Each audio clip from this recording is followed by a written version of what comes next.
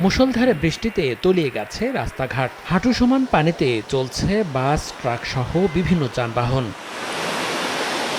লঘুচাপের প্রভাবে শনিবার সকাল থেকেই থেমে থেমে বৃষ্টি হচ্ছে বিভিন্ন এলাকায়, কখনো গুঁড়ি গুঁড়ি, আবার কখনো ভারী বৃষ্টি। জলাবদ্ধতার সৃষ্টি হওয়ায় ভোগান্তিতে পড়েন কর্মস্থলমুখী মানুষ।